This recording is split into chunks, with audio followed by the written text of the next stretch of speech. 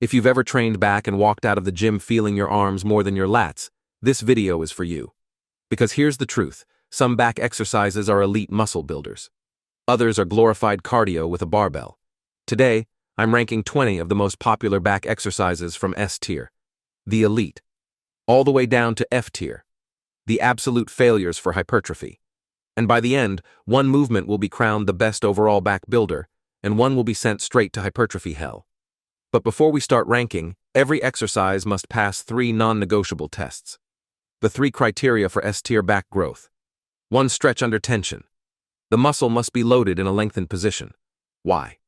Because research consistently shows that training in the stretched position is one of the most powerful drivers of hypertrophy. If the exercise doesn't meaningfully stretch the lats or mid-back under resistance, it immediately loses points. 2. Feel and resistance profile. It needs to feel good. That means smooth tension curve, no joint irritation, strong contraction, clear mind-muscle connection. If the resistance disappears at key points in the range, or it feels awkward and unstable, that's a red flag. 3. Progressive overload simplicity. Can you easily add weight or reps over time? If progression is awkward, inconsistent, or limited by balance rather than strength, the movement gets downgraded. Back growth is built on progressive tension, not vibes. F-tier. Hypertrophy disasters. Renegade rows. These are marketed as functional and core intensive, and that's the problem. You're combining a plank with a row. Your abs, obliques, and stabilizers are working harder than your lats. The instability forces you to use lighter loads. The floor prevents a real stretch, and progression becomes awkward. Your back never receives focused tension. Great conditioning drill. Terrible hypertrophy movement. F tier. Row plus curl, row plus press combo lifts. These movements always fail for the same reason. The smaller muscle group limits the set. Your biceps give out before your back. Your triceps fatigue before your lats are challenged. Back training should prioritize the largest muscle group involved, not be capped by secondary muscles. All combo movements go F tier for hypertrophy. Rack pulls above knee. Reduced range of motion. Minimal stretch. Mostly ego loading. And let's be honest, they're usually done sloppy. They're not useless, but for back growth specifically, very inefficient. F tier. C tier. Functional but suboptimal. Conventional deadlift. Let me be clear. Deadlifts are incredible for total body strength. But for pure back hypertrophy, the lats act mostly as stabilizers. There's no meaningful loaded stretch. No full contraction arc. You grow erectors, yes, but you don't optimally stimulate the lats. C tier as a back builder. Yates row. More upright. More hip involvement. More momentum. That upright angle reduces stretch on the lats and mid-traps. Heavier weight doesn't automatically equal better tension. C tier. Inverted rows. Nice stretch. Solid bodyweight movement. But progression becomes awkward fast. High rep fatigue sets in before meaningful overload. C tier. B tier. Strong but not optimal.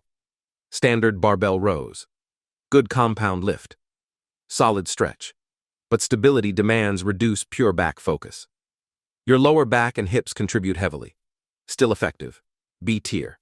Pendlay rows. More strict. Better stretch emphasis. Clear progression. Still limited by lower back fatigue. B tier. Freestanding T-bar rows. Good mid-back activation. But balance and setup inconsistencies reduce tension efficiency. B tier. Standard standing face pulls. Great for shoulder health. Solid mid-trap work. But tension gets lost stabilizing against the cable. B tier. A tier. Excellent hypertrophy tools. Now we're entering serious territory. Wide grip pull-ups. Deep stretch at bottom. Strong upper back activation. Resistance curve isn't perfect. Easier at bottom. Hardest at top. Still extremely effective. A tier. Neutral grip pull-ups. More shoulder-friendly. Slightly stronger lat bias. Also A tier.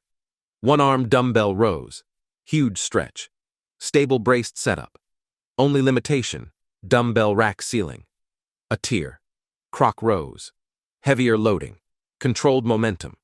Momentum isn't always bad, if it aligns with the strength curve. A tier. Cable lat pullovers, lat prayers. Massive stretch. Great mind-muscle connection. Not heavy overload movements. but excellent for lat isolation volume. A tier, seated or lying face pulls. Remove instability. More direct tension. Much stronger version of face pulls. A tier. S tier. Elite back builders. These movements check every box. Wide grip lat pull down. Loaded stretch. Smooth tension. Stable seated position. Easy progression. Near perfect hypertrophy movement. S tier.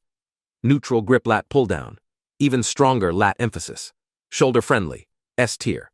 Half kneeling single arm pull down. Great stretch. Unilateral correction. Stable base. Extremely effective. S tier. Meadows rows. Massive stretch. Insane mid-back tension. Unilateral loading. Elite mid-back builder. S tier. Cable rows close and wide grip. Deep stretch when leaning forward. Constant cable tension. Simple overload. Exceptional pump and contraction. S tier. Chest supported rows. And here we are. Maximum stability. No lower back fatigue. All tension directed into lats and mid-traps. Easy progression. Controlled stretch. This is hypertrophy purity. S tier. S tier plus. The best of the best. If I had to choose just one, chest supported rows.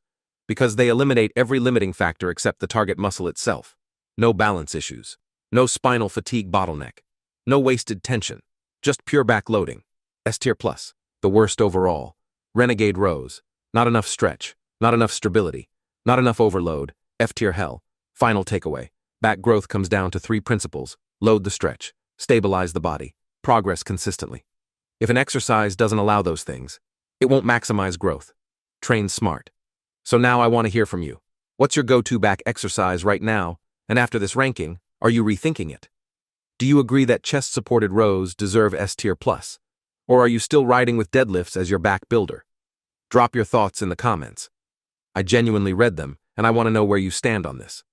If this video helped you train smarter and avoid wasting sets on low-return exercises, make sure you hit the like button and subscribe to the channel. That support really does help us grow and keep putting out evidence-based content like this. Until next time, this has been Iron Routine, where we cut through the noise so you don't have to. Thanks for watching.